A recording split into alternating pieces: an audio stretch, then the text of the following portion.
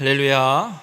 오늘 이사야 8장 1절에서 8절까지 말씀을 함께 봤습니다. 오늘 말씀의 제목을 임마누엘의 은혜라고 정했습니다. 지금 아수르가 아니라 우리 이사야 7장부터 12장까지는 이 아수르가 남아 정책, 이 아프리카 대륙을 정복하기 위해서 이집트, 애굽 땅을 먼저 정복하는 이 정책을 펼치고, 그 일을 위해서 아수르가 팔레스타인 지역을 거쳐서 애굽을 정복하러 가는 이 정복 전쟁 과정 중에 유다 땅과 북이스라엘, 이 팔레스타인 지역에 일어나는 사건들이 배경이고, 그 가운데 하나님께서 유다를 지키고 유다에게 주시는 예언의 말씀들이 지금 기록되고 있습니다. 그래서 하나님이 아수르가 이 팔레스타인 지역을 공격하는 것 때문에 가장 북쪽에 있는 아람이라는 나라가 그 밑에 있는 북이스라엘과 연합해서 아수르를 막아보려고 동맹을 맺었고, 그 동맹에 동참하지 않은 유다를 북이스라엘과 아람의 동맹군이 유다를 공격하는 사건이 지금 펼쳐지는 가운데 하나님의 예언이 주어지고 있습니다. 그래서 하나님은 분명히 유다 가운데 선언하셨습니다. 북이스라엘과 아람이 멸망할 것이고 다시는 일어서지 못하리라. 하나님이 약속의 말씀을 유다 땅 가운데 유다 왕에게 분명히 선포하셨습니다. 그런데 문제는 유다 왕 아하스가 그 하나님의 말씀을 믿지 못한다는 겁니다. 그래서 하나님이 야, 네가 구하는 대로 징조를 다 보여줄 테니까 구해봐. 다 보여줄게. 이게 사실이, 내 약속이 사실이라는 징조를 보여줄게. 그런데도 징조를 구하지 않아서 하나님이 강제로 아하스 왕에게 징조를 보여주신 것이 7장에 임마누엘, 처녀가 아들을 낳으리니 임마누엘이라 할 것이고, 그가 선악을 분별하는 성인이 될 때쯤에 이 두 나라가 완전히 멸망할 것에 대한 약속의 징조를 하나님이 선언하셨습니다. 한 가지 여쭤보겠습니다. 아직 이루어지진 않았죠. 처녀가 임신을 하고 아이를 낳아야 되니까. 그리고 그 아이가 13살쯤 커야 이 두 나라가 완전히 멸망하는 사건을 보게 될 건데, 어쨌든 하나님이 강제로 구하지도 않은 징조를 보여주신 겁니다. 선언해 주신 겁니다. 그럼 믿어야 될까요? 믿지 말아야 될까요? 믿어야 되죠. 근데 아하스는 믿지 않은 것 같습니다. 오늘 읽은 본문 8장에도 하나님이 또 다른 징조를 강제로 아하스 왕에게 보여주고 선언하고 계십니다. 오늘 이 본문의 말씀을 통해서 하나님의 약속하신 대로 그 역사는 반드시 이루어짐을 믿고, 우리 모든 성도님들의 삶이 하나님의 역사가 함께하는, 하나님이 지켜 보호하시고 동행하시는 귀한 축복의 삶이 되시길 주님의 이름으로 축원합니다. 오늘 본문 1절의 말씀이 이렇게 시작합니다. 여호와께서 내게 이르시되 너는 큰 서판을 가지고 그 위에 통용 문자로 마헬살랄 하스바스라 쓰라. 지금 우리 한글 성경에는 번역이 되어 있지 않지만 히브리어 성경을 보면 제일 처음에 접속사가 하나 쓰여져 있습니다. 어떤 접속사냐면 앞에 있는 내용과 이어지는 내용의 접속사. 우리나라 말로 하면 앞에 쭉 써놓고 그래서 혹은 그리고 이렇게 된다라는 접속사가 쓰여 있습니다. 그래서 이 8장이 그냥 갑자기 나타난 말씀이 아니라, 새롭게 시작하는 말씀이 아니라 앞에 7장에 기록되어 있는 임마누엘의 징조에 대한 말씀을 주신 이 말씀과 이어지는 징조의 말씀, 이어지는 말씀임을 우리에게 보여주고 있습니다. 그래서 하나님이 아람과 북이스라엘에 대한 멸망의 예언을 분명히 선언하고 계신 말씀이 오늘 8장에도 이어지고 있는데, 어떤 말씀을 주시냐면 큰 서판을 가지고 통용 문자로 글자를 쓰라고 하십니다. 이 서판으로 번역되어 있는 단어가 거울이라는 뜻도 있습니다. 우리는 저렇게 정말 선명한 거울을 보고 있지만 이 성경 이사야서가 쓰여지던 시대는 청동으로 거울을 사용하던 때입니다. 그러니까 큰 서판을 만들어서 글씨를 쓰라고 하시는 말씀은 그런 청동으로 큰 게시판을 하나 만들어 갖고 글씨를 쓰라는 겁니다. 근데 어떤 글자로 쓰냐면 통용 문자. 이 통용 문자는 누구나 다 알 수 있는 글자. 여러분, 우리 성경을 볼 때 한 가지 분명히 기억해야 될 건, 그냥 성경 구약시대, 신약시대 우리는 이렇게만 개념을 갖고 있지만, 이 구약시대의 문자가 우리가 지금 사용하고 있는 것처럼 문자가 흔하게 보급되거나 이 문자를 아무나 다 볼 수 있는 그런 시대가 아닙니다. 그러니까 이게 뭐 글자 성경이 기록되어 있다고 사본이 있고 뭐 한다고 해서 모든 사람이 그냥 아무나 그 성경 사본을 볼 수 있는 것도 아니에요. 글씨를 읽을 수도 없거니와 그 사본을 볼 수 있는 권한도 없고 뭐 이런 시대가 지금 구약 시대에 펼쳐지고 있어요. 그런데 하나님이 이사야 선지자에게 뭐라고 말씀하시냐면 글자를 쓰는데 누가 봐도 다 알 수 있는 글자. 그러니까 그냥 지나가는 애들도 보면 저게 무슨 글자구나라는 걸 알 수 있는 그런 통용 문자로 글자를 쓰라는 거예요. 뭐를 쓰라고 하시냐면 마헬, 살랄, 하스바스. 우리 한글로는 8글자로 번역이 되어 있는데 히브리어로 이게 무슨 뜻이냐면 원어로 보면 이렇게 해석이 됩니다. 마헬이라는 단어는 서두르다, 민첩하다 이런 뜻이고요. 살랄 이거는 약탈품 혹은 획득하다 이 뜻이고, 하스는 마헬과 같은 뜻입니다. 서두르다, 가속시키다 이런 뜻이고요. 바스는 살랄과 같은 뜻입니다. 노량물, 약탈물이라는 뜻이에요. 이걸 번역하면 그냥 우리말로 그냥 의역을 하면 이렇게 의역이 돼요. 노략을 신속하게, 약탈을 빠르게. 그러니까 같은 문장을 2번 쓰는 거예요. 그러니까 반복해서 써놓은 거예요. 여러분 성경에서 반복해서 쓴다는 얘기는 강조하고 있는 거고, 그 강조와 함께 동시에 무슨 이야기냐면 분명히 반드시 이루어진다, 확정되어 있다라는 의미를 갖고서 반복해서 쓰고 있는 거예요. 그래서 이 마헬, 살랄, 하스바스는 노략을 신속하게, 약탈을 빠르게. 하나님이 분명히 북이스라엘과 아람에 대한 멸망을 심판하셨습니다. 그리고 그들을 멸망하기 위해 사용하는 도구가 아수르라는 나라예요. 그래서 이 아수르에 의해서 두 나라가 침략을 당할 때 아주 빠르고 신속하게 이 나라가 침략을 당하고 멸망하게 될 것에 대한 말씀을 지금 이 8글자로 대문짝만하게가 아니라 어디서든 다 봐도 쓸 수 있게. 여러분 혹시 고속도로를 타고 이렇게 가다 보면 고속도로 주변에 간판을 세워놓잖아요. 그 엄청난 사이즈예요. 몇십 미터짜리예요. 멀리서도 봐도 저기 무슨 간판이 써있네, 뭐를 광고하고 있네 알아볼 수 있듯이 누가 봐도 볼 수 있고 알 수 있는 글자로 크게 이 8단어를, 이 단어를 써놓으라고 하나님이 말씀하고 있는 겁니다. 여러분 하나님은 지금 유다 땅 가운데 북이스라엘과 아람이 동맹을 맺어서 유다를 위협하고 있는 이 상황을 하나님 반드시 그 두 나라를 멸망시킬 것을 선언하셨고 반드시 이루실 것을 이 유다 백성 모두가 볼 수 있게 지금 하나님이 말씀하고 있는 거예요. 그러면서 2절에 무슨 말씀을 하시냐면 내가 진실한 증인 제사장 우리야와 여베레기야의 아들 스가랴를 불러 증언하게 하리라 라고 말씀합니다. 여러분 하나님이 지금 증인 2명을 세우고 있습니다. 왜 이 증인 2명을 세우냐면 신명기 17장에 보면 율법 가운데 어떤 율법이 주어지냐면 누군가 어떤 사람이 죄를 지어서 재판을 할 때 그냥 하면 안 되고 최소한 2명 이상의 증인이 세워져서 증언이 확보되고 그 증거가 확실해질 때 증인이 최소한 2명이 있어야 그 판단을 하고 처벌을 내리거나 판결을 내리도록 되어 있습니다. 그래서 하나님도 지금 예언을, 이 선언을, 약속을 말씀하시는데 이 약속이 반드시 이루어지는 사실이라는 것을 하나님이 증인 2를 세워서 지금 보증하고 계시는 거예요. 근데 증인을 누굴 세우시냐?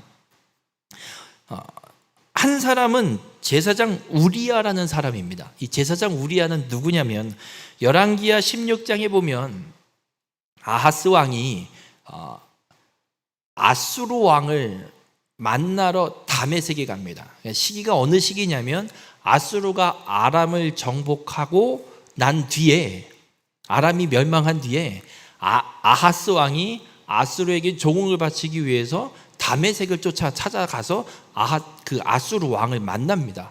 그 아수르 왕을 만나러 다메섹에 갔을 때 아하스 왕이 뭘 보냐면 다메섹에 있는 큰 제단을 하나 봅니다.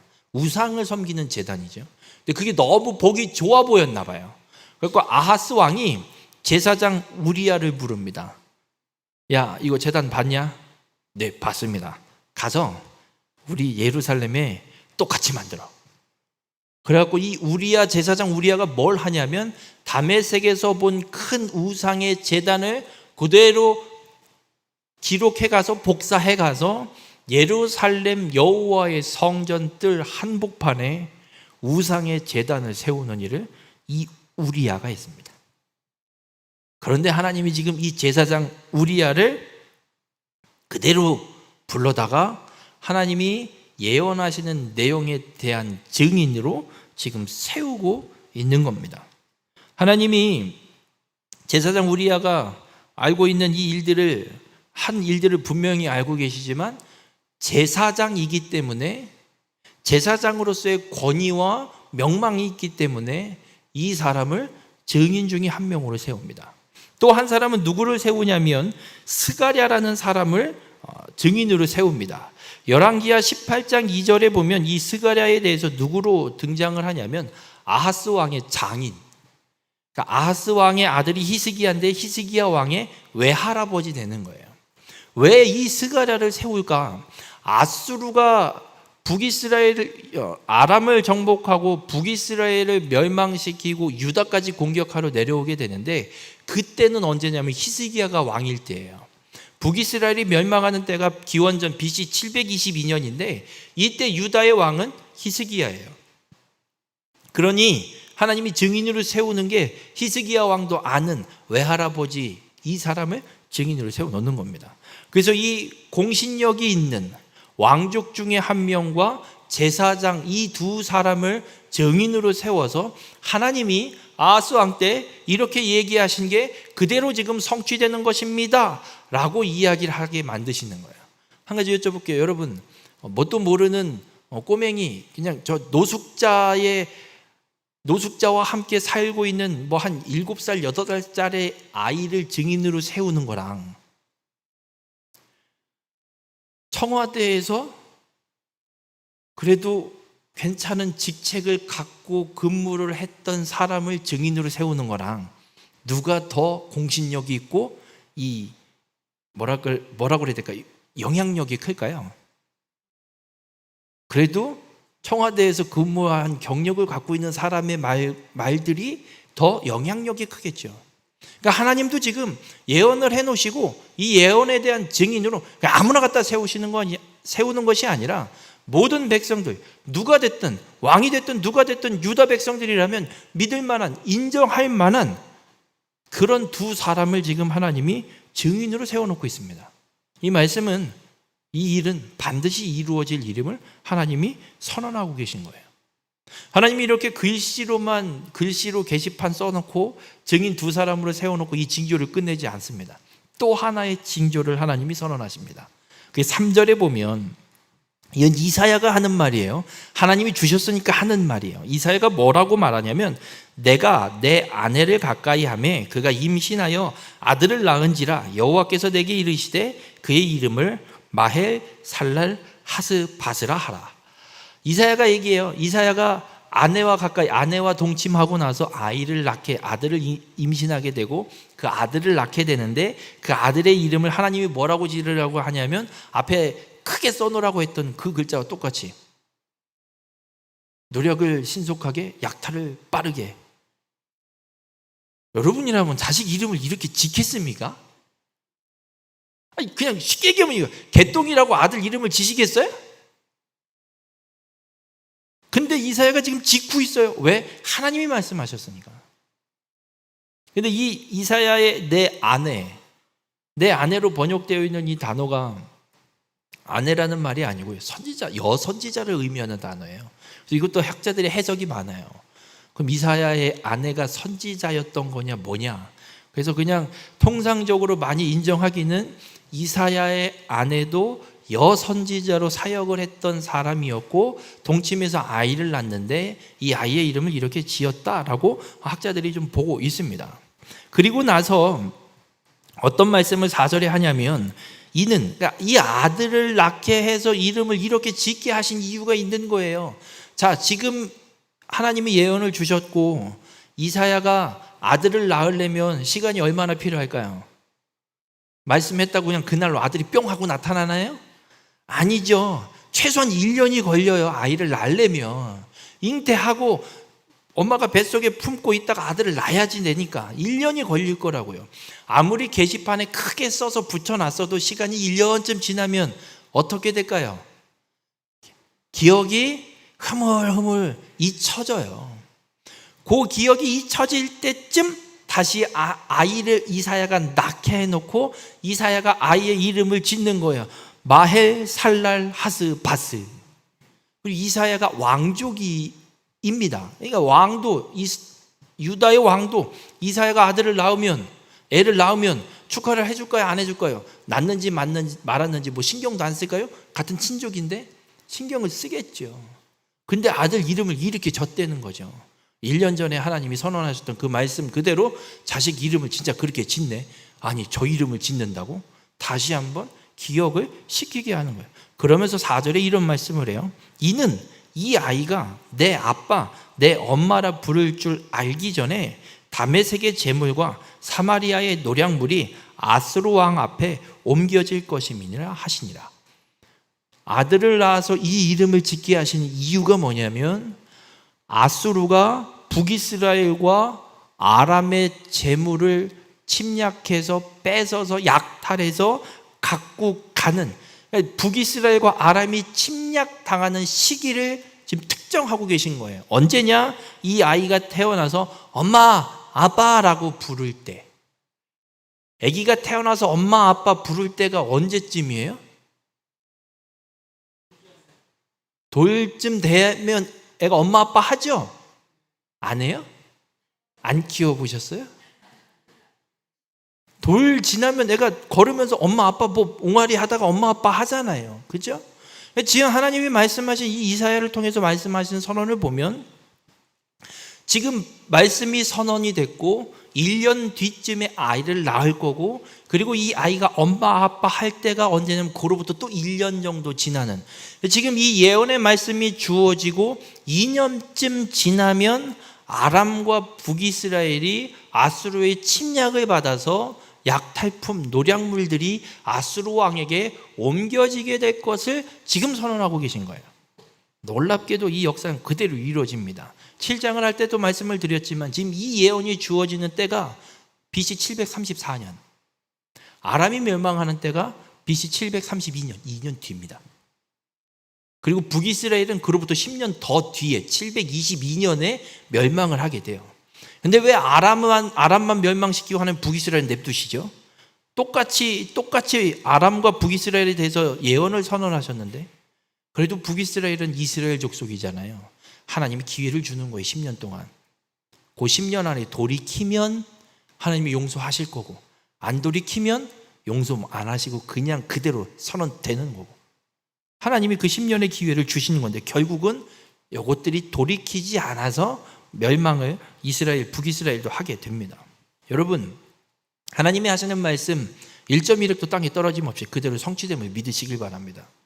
이 말씀은 곧 어떤 말씀이냐? 성경에 기록되어 있는 이 모든 말씀, 이 글자로 기록되어 있는 이 모든 내용 1.1획도 땅에 떨어지지 않고 그대로 이루어질 것을 우리에게 분명하게 말씀하고 있습니다.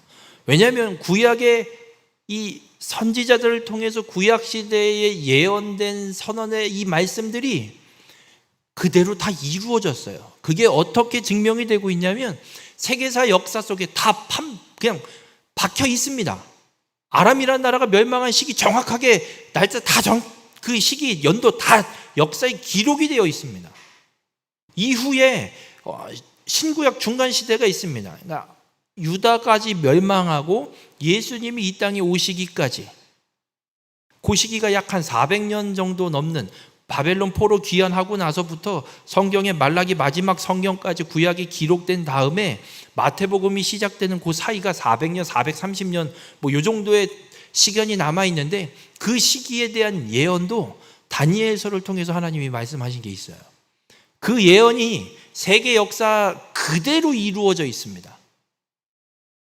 하나님의 말씀은 1.1획도 땅에 떨어짐 없이 그대로 이루어짐을 세계 역사를 통해서 하나님이 우리에게 보여주셨습니다.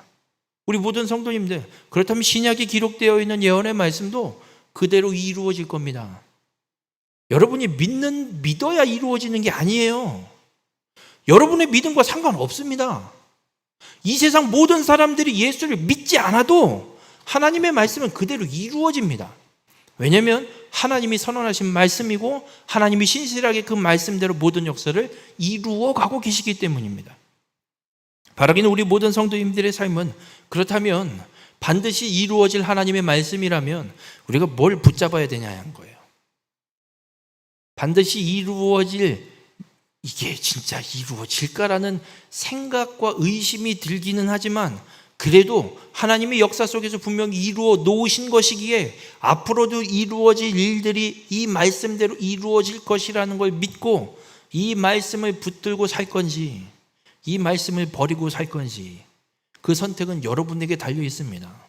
그러나 제가 권면드리는 건 할 수만 있다면 이 말씀을 붙들고 이 말씀이 그대로 이루어질 걸 믿고 이 말씀대로 살아가는 성도님들이 되시길 바랍니다. 그것이 우리가 구원받아서 그 마지막 때에 이 말세에 이루어지는 고난과 역경과 핍박과 박해 시기가 올 때 믿음을 지키고 그 고난과 박해를 능히 이겨낼 수 있는 힘을 얻는 길이 이 말씀을 믿고 붙드는 길이기 때문입니다. 우리 모든 성도님들의 삶이 하나님 말씀이 그대로 이루어짐을 믿고 세상에 하나님의 이 말씀이 이루어질 때 그 말세를 능히 이기고 믿음을 지키는 우리 모든 성도님들이 되시길 주님의 이름으로 축원합니다. 그리고 5절에 또 하나님이 이런 말씀을 합니다. 여호와께서 다시 내게 말씀하여 이르시되, 이사야가 이야기하는 거예요. 1절부터 4절에 예언을 하고 나서 하나님이 다시 내게 말씀하신다 하면서 이어지는 말씀입니다. 그러면서 이 마헬살랄 하스바스 예언과 이어지는 것으로 하나님이 뭐라고 말씀하시냐면 이제는 북이스라엘이 멸망하는 이유를 말씀하세요. 아람이 멸망하는 건 뭐라고 부정할 이유가 없어요. 왜냐하면 이방 민족이니까. 근데 북이스라엘은 그래도 하나님이 아브라함으로부터 약속해서 이루어진 야곱의 12아들로 인해서 세워진 12지파 중에 10지파가 지금 북이스라엘에 들어가 있는데 왜 하나님이 이 북이스라엘 하나님의 약속을 받은 이 10지파까지도 하나님이 멸망을 하시느냐, 그 멸망하시는 이유를 말씀하고 있어요. 그 이유가 뭐냐면 6절에 이런 말씀을 해요. 이 백성이 천천히 흐르는 실로와 물을 버리고 르신과 르말리아의 아들을 기뻐하느니라 라고 말씀합니다. 이 백성은 북이스라엘을 얘기해요. 그리고 천천히 흐르는 실로와 물, 이걸 버렸대요. 이 무슨 말이냐면 예루살렘을 가보면 예루살렘 성은 지대가 좀 높습니다. 해발 고도가 높아요. 한 400-500m 정도 돼요. 우리 둔내 정도 되는 높이에요. 그러면 생각을 해볼게요. 주변으로 물이 흘러 들어올 수 있을까요? 예루살렘으로? 예루살렘 옆에 좀 멀리 떨어져 있는 사해는 해발 마이너스 400이에요. 그러니까 지금 예루살렘에서 사해를 보면 거의 한 800m 이상 밑에 있는 거예요. 이게 지대가. 뭐 사해물은 먹을 수도 없지만. 그러면 예루살렘으로 물이 공급이 안 돼요. 그래서 어떤 일을 해놨냐면 물이 고이는 공간으로부터 못을 하나 만들어 놓고, 거기가 실로암이라는 못이에요. 만들어서 파서 이제 물이 고이게 해놓고, 그리고 수로를 파서 예루살렘 성 안으로 물이 들어오게끔 수로를 파서 물이 항상 예루살렘 성 안에 공급되게 해놓은 거예요.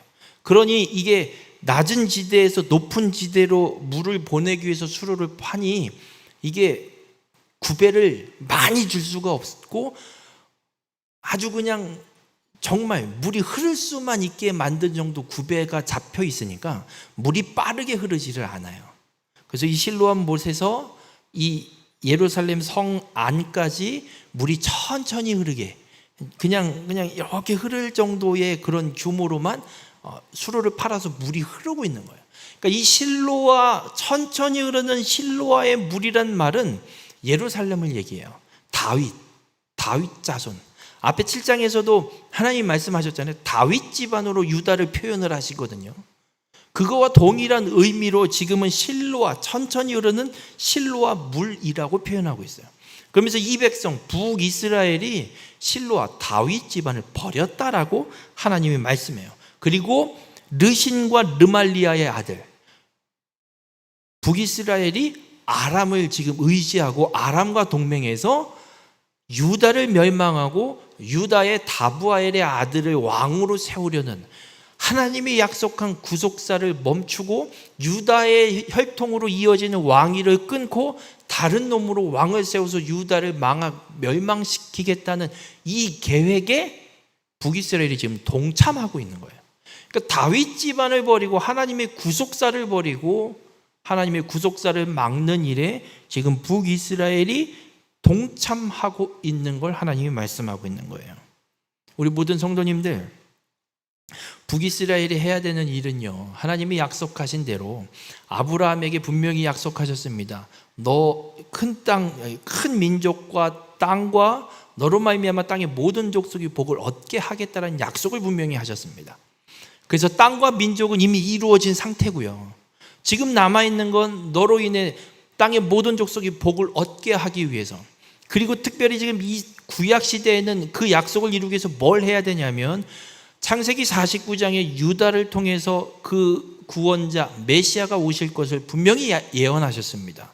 그러면 유다 지파가 왕권이 끊어지지 않고 유다 지파가 끊어지지 않고 메시아가 이 땅에 오기까지 유다의 혈통이 끊임없이 지켜지는 역사가 펼쳐져야 되는 거예요. 그럼 북이스라엘 10지파는 유다가 포함되어 있는 지파가 아니에요. 그럼 얘네가 해야 되는 일은 다른 게 아니에요. 유다 지파의 메시아가 오도록 유다 지파를 지키고 보호하고 돕는 일을 해야 되는 게 북이스라엘이 해야 될 일이에요. 근데 이것들이 뭘 하고 있냐? 오히려 유다를 멸망시키고 유다 왕권을 다른 왕권으로 교체하는 일에 동참하고 있는 중이에요. 그래서 하나님이 이들을 멸망시키겠다라고 분명하게 선언하고 있는 겁니다. 문제는 북이스라엘은 그럼 왜 유다를 버리냐 이거예요. 버리지 말아야 되는데, 그 이유는 저 다윗 왕 아들 솔로몬 왕 때로 거슬러 갑니다.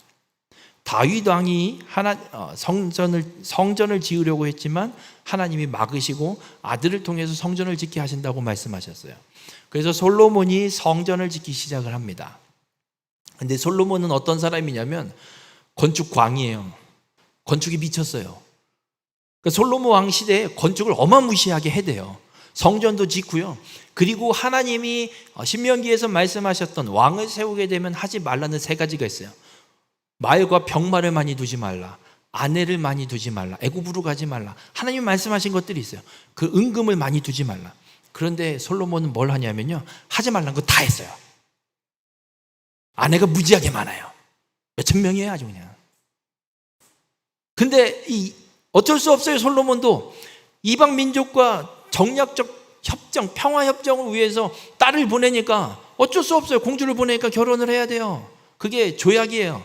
근데 결혼을 하고 나니까 뭐 첩이 몇백 명, 왕비가 몇십 명 이런데 그 이방 민족, 이방 나라에서 유다로 시집 온 이 후궁들이 무슨 재미로 살겠어요?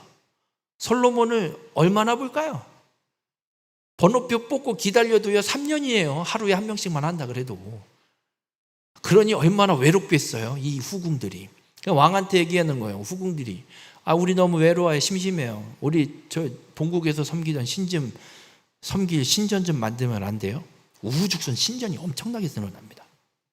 그래서 솔로몬이 이 일들을 다 하고 있는 거예요. 그래서 하나님이 솔로몬을 징계를 하시려고 합니다. 그런데 다윗에게 맺은 약속이 있어요. 하나님이 네 아들, 네 왕이 이 집이 견고히 서리라.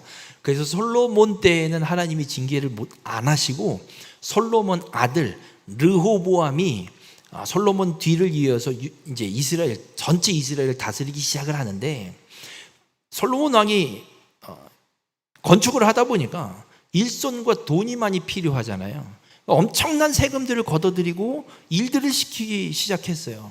근데 여쭤볼게요. 솔로몬 왕은 유다 지파예요. 유다 지파 사람들을 일을 시킬까요? 유다 지파 빼고 일을 시킬까요? 빼고 일을 시켜요. 베냐민 지파는 사사기서에 사건이 있었어 갖고 베냐민 지파는 거의 전멸 상태가 돼 버려요. 몇백 명 안 남아요.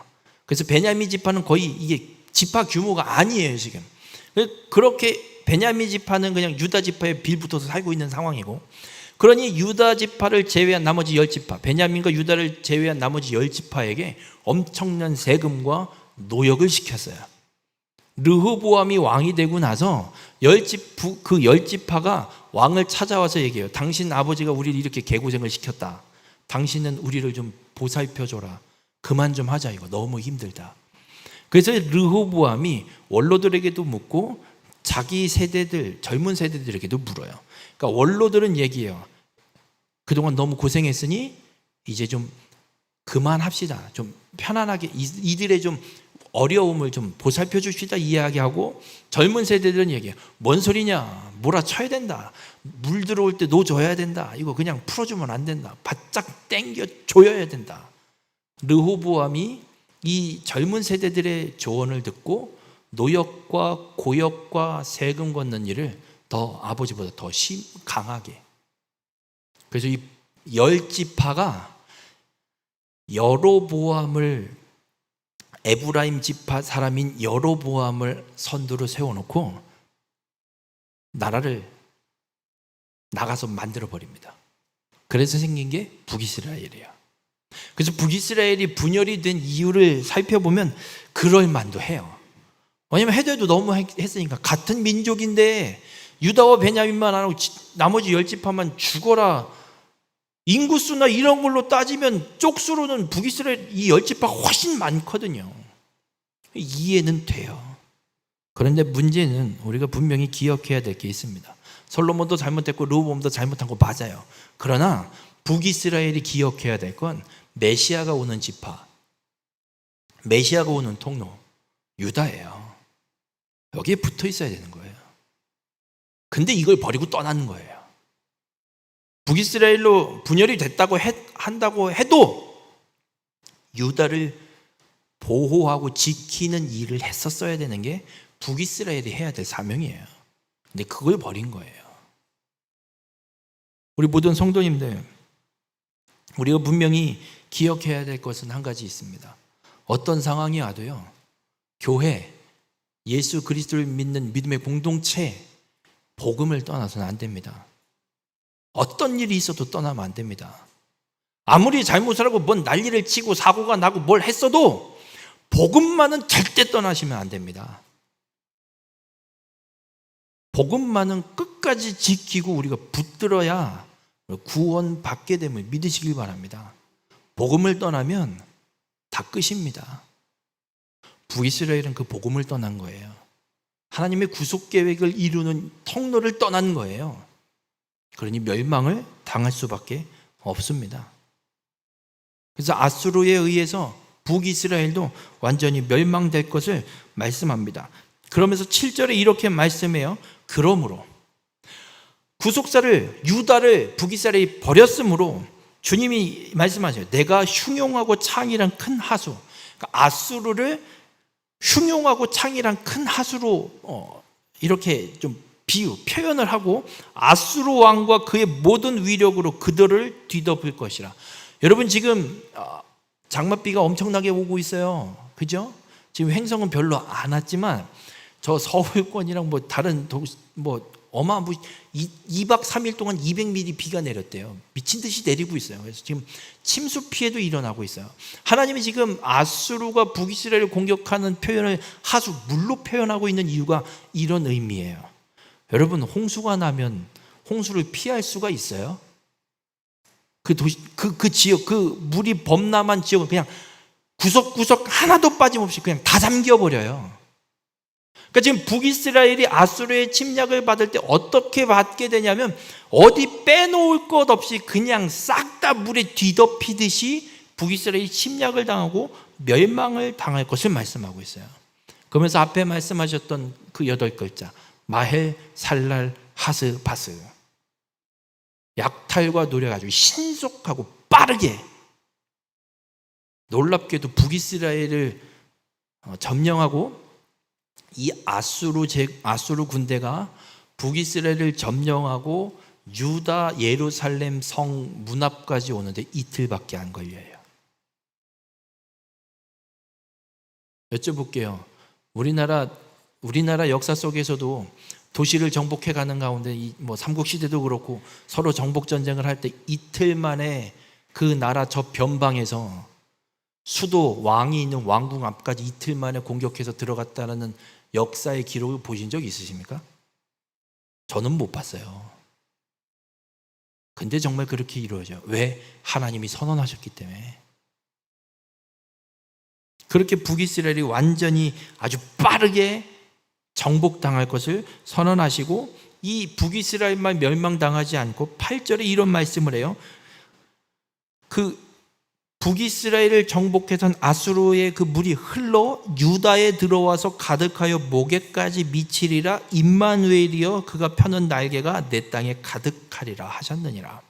아수르가 북이스라엘을 정복하고 유다까지 정복해서 이 유다의 목까지 미칩니다. 그 물이. 그러니까 예루살렘 목전까지 다 와서 아수르가 예루살렘만 남겨놓고 유다 땅도 다 정복해버려요. 다 그냥 정복해버려요. 북이스라엘을 정복하고 예루살렘까지 오는데 이틀밖에 안 걸려요. 근데 문제는 예루살렘을 정복했을까요? 못했을까요? 못합니다. 못해요. 이 시기가 어느 시기냐면 히스기야 왕 때 벌어진 일이거든요. 아수르가 정복하는 전쟁이. 이사야 36장에 그 히스기야 시대에 아수르가 정복할 때에 대한 말씀들이 또 기록이 돼 있어요. 왜냐하면 히스기야 왕이 아수르 왕이 어떤 일을 하냐면 아수르 왕은 유다를 예루살렘을 정복 안 하고 이제 애굽과 싸우기 위해서 라기스의 진을 치고선 전쟁을 하고 있는 때 예루살렘이 정복이 안 되고 있으니까 아수르 왕 사나립이 랍사게라는 군대 장관을 시켜서 편지를 써서 히스기야에게 보내서 투항하라고 편지를 보내요. 그 편지를 받은 히스기야 왕이 이걸 어떻게 해야 되나 하고 이사야를 불러서 보여주고 하나님 앞에 기도하는 내용의 말씀들이 기록이 돼 있거든요. 그때의 말씀을 보면 이사야 36장 1절에서 2절에 이런 말씀이 기록이 돼 있어요. 히스기야 왕 14년에 아수르 왕 사네립이 올라와서 유다의 모든 견고한 성을 쳐서 취하니라. 아수르 왕이 라기스에서부터 랍사게를 예루살렘으로 보내대. 그러니까 예루살렘은 아직 정복이 안 된 거예요. 유다의 모든 땅은 다 정복했지만 예루살렘만 남아있어요. 이유가 뭐냐? 오늘 본문 8절에 하나님이 말씀하고 있는 임마누엘이여 그가 펴는 날개가 내 땅에 가득하리라. 임마누엘의 역사가 유다 땅 예루살렘에 이루어지고 있기 때문에 이틀 아람과 북이스라엘, 아람은 예루살렘과 비교하면 예루살렘 성의 한 100배 되는 게 아람 나라예요. 그리고 북이스라엘은 예루살렘에 비하면 유다 땅과 또 비교해 보면 10배 정도 되는 게 북이스라엘이에요. 그 두 나라는 순식간에 정복했던 아수르인데 예루살렘 성 하나, 요거 조그만한 성 하나, 이걸 정복 못한다는 건 말이 안 되는 소리예요. 이건 군사학적으로 봐도 이건 말 같지도 않은 상황이에요. 근데 가능해요. 왜? 하나님 임마누엘의 은혜를 이 예루살렘이 펼치고 있는 거예요. 이게 어떻게 펼쳐지냐면 열왕기하 19장에 이 사건이 기록되고 있거든요. 그 하룻밤 아침에 어떤 일이 일어나냐면 여호와의 사자가 아수르 군대를 공격하는데 하룻밤 사이에 18만 5천 명이 다 죽어나갑니다. 그래서 이 아수르 왕 사네립이 야 이게 뭔 난리냐, 날벼락이냐, 그리고 전쟁을 접고 돌아가서 죽어요. 여쭤볼게요. 18만 5천 명을 어떻게 하룻밤에 다 죽여요? 여러분 이거 전쟁해서도 못 죽여요. 18만 5천 명을 전쟁에서 한 순식간에,